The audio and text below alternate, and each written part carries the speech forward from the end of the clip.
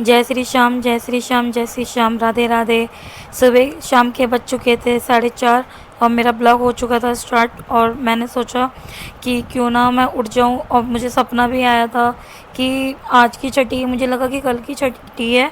तो मैं उठ गई थी। उठने के बाद मैंने फटाफट बाल बनाए। मेरा ना हेयर फॉल बहुत ज़्यादा हो रहा है दोस्तों। अगर कुछ है उपाय रोकने का तो प्लीज़ कमेंट में मुझे ज़रूर बताना। मेरा हेयर फॉल इस टाइम पे बहुत हो रहा है। तो hey guys, welcome to my YouTube family. कैसे हैं आप? आई होप आप लोग सभी लोग बहुत अच्छे होंगे। मैं फिर से स्वागत करती हूँ अपने एक ब्लॉग में।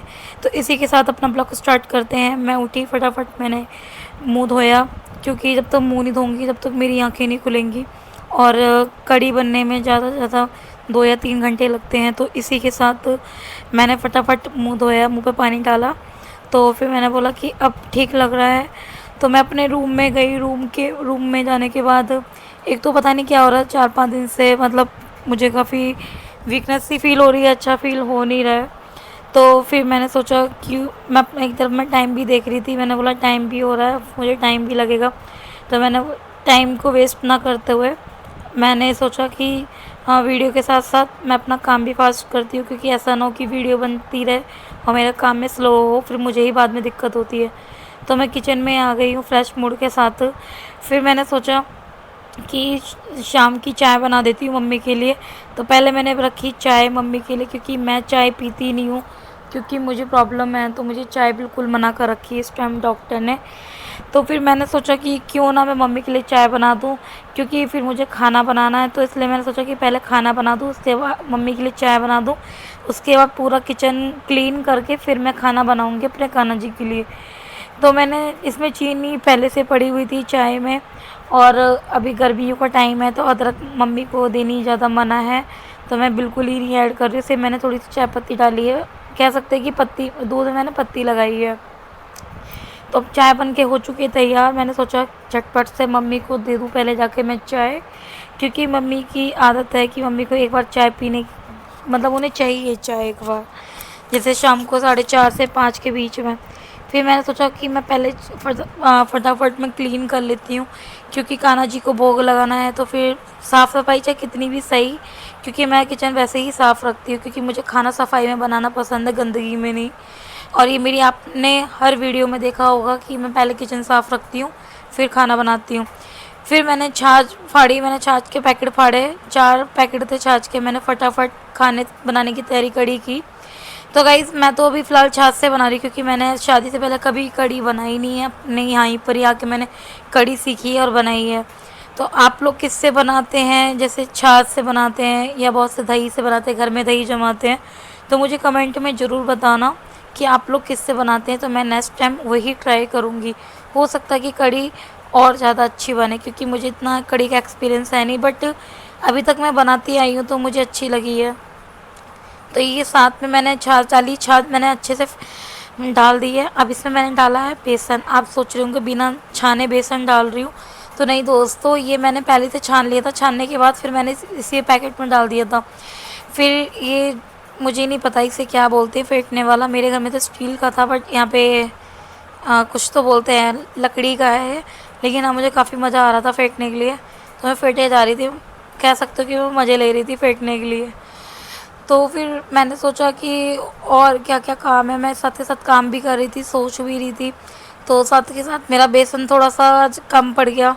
फिर मैंने बोला कि बेसन तो इसमें कम है, फिर मैंने बेसन और ऐड कर दिया। मैंने इसमें ज़्यादा कुछ नहीं है, जो नॉर्मल मसाले होते हैं, हल्दी को और हल्दी, हल्की मिर्च और हल्का गरम मसाला सब मिक्स करके, नमक सब करके, मतलब मैंने कड़ी को रख दिया बनने के लिए, क्योंकि कड़ी को 2 से 3 घंटे चाहिए होते। फिर मैंने सोचा क्यों ना मैं पकौड़ी के लिए आटा वो कर लूँ, मतलब बेसन को फेंट लूँ अच्छे से। तो दोस्तों, वैसे तो मैं कड़ी में प्याज की पकौड़ियाँ बनाती हूँ, लेकिन आज किशन भगवान जी को भोग लगाना है, तो मैंने सोचा कि मैं सिंपल ही बनाऊँगी। तो मैंने सिंपल से इसलिए इसको इतनी ज़्यादा इसलिए फेंट रही हूँ, क्योंकि ना इसमें जितना मैं ज़्यादा फेंटूँगी उतनी इसमें गुठलियाँ कम पड़ेंगी, क्योंकि पकौड़ी के बीच में गुठलियाँ आती हैं टाइट टाइट सी, या वो सूखी सूखी सी, तो बिल्कुल अच्छी नहीं लगती हैं, वो कड़ी का टेस्ट ख़राब करती हैं।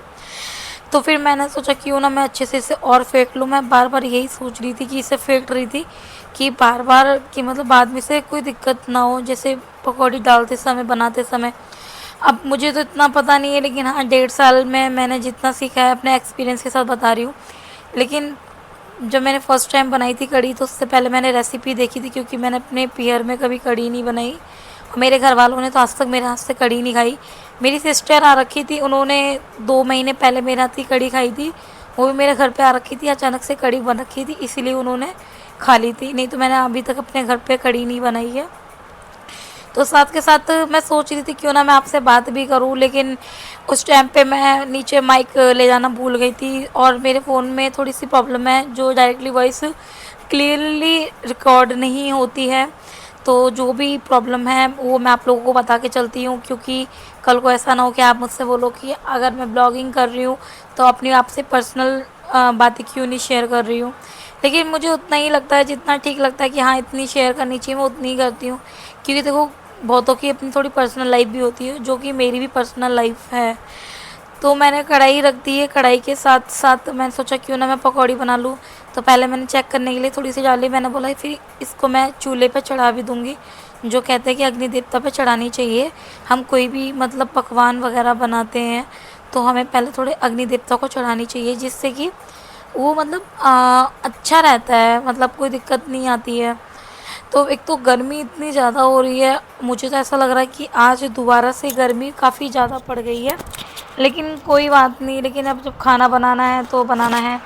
फिर मैंने निकाला फॉइल पेपर, फॉइल पेपर के साथ दोस्तों एक बात और पूछनी थी मुझे, आप ज़रूर बताना मुझे कि जैसे मतलब किचन में आप लोग खाना बनाते हो तो क्या आप लोगों को भी गर्मी लगती है? क्योंकि मुझे बहुत ज़्यादा गर्मी लगती है, या तो हो सकता है कि मुझे ज़्यादा लगती हो, लेकिन मुझे पता नहीं क्यों स्टार्टिंग से बहुत ही ज़्यादा गर्मी लगती है बिना किचन के ही। तो ये तो फिर भी किचन में हूँ इसीलिए। लेकिन एक बात और है कि मुझे कुकिंग करने का बहुत शौक़ है, क्योंकि कुकिंग में मुझे शौक़ उन चीज़ों का है जो नई नई चीज़ें बनानी पड़े, तब मुझे मज़ा आता है। तो फिर मैंने पकौड़ी डालनी चालू कर दी, पकौड़ियाँ मेरी बन के एड़ी वेड़ी टेढ़ी थोड़ी सी पकौड़ी हो गई, लेकिन वाकई में अब ये खाने के बाद पता चलेगा कि इनका कैसा स्वाद है और क्या स्वाद है।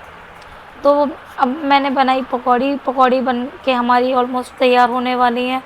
तो मैंने सोचा क्यों ना मैं कान्हा जी के लिए भी नहलाने धुलाने की तैयारी कर लूँ, क्योंकि ना कान्हा जी को शाम की मैंने पूजा भी करी नहीं है, जो कि 8:30 तो नहीं 8 बज रहे थे। मैंने घड़ी देख ली थी, फ़ोन में टाइम देखा, क्योंकि मैंने शाम की पूजा की नहीं थी। मैंने सोचा कि पहले मैं खाना बना लेती हूँ, खाना चढ़ा भी दूँगी और कान्हा जी को भोग भी लगा दूँगी, सारे भगवान जी को भोग लगा दूँगी। तो फिर मैंने बोला कि चलो ठीक है। फिर मैंने बोला कि कढ़ी तो पकती रहेगी, कढ़ी में भी टाइम है, क्योंकि 2-3 घंटे हमारी पकौड़ी बन के हो चुकी है तैयार। अब मैं जा रही हूँ कान्हा जी को नहलाने।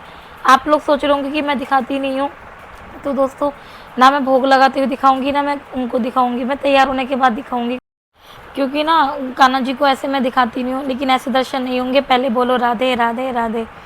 ये हैं हमारे लड्डू गोपाल जी, जिनके मैंने ड्रेसिंग चेंज करी है। बताना जरूर कि मेरे लड्डू गोपाल के कपड़े कैसे लग रहे हैं।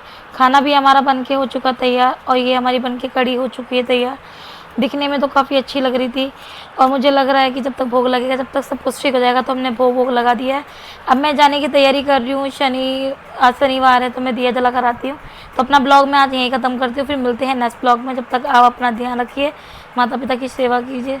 राधे राधे, जय श्री श्याम, जय श्री श्याम, जय श्री श्याम। मिलते हैं फिर नेक्स्ट ब्लॉग में। जय श्री श्याम।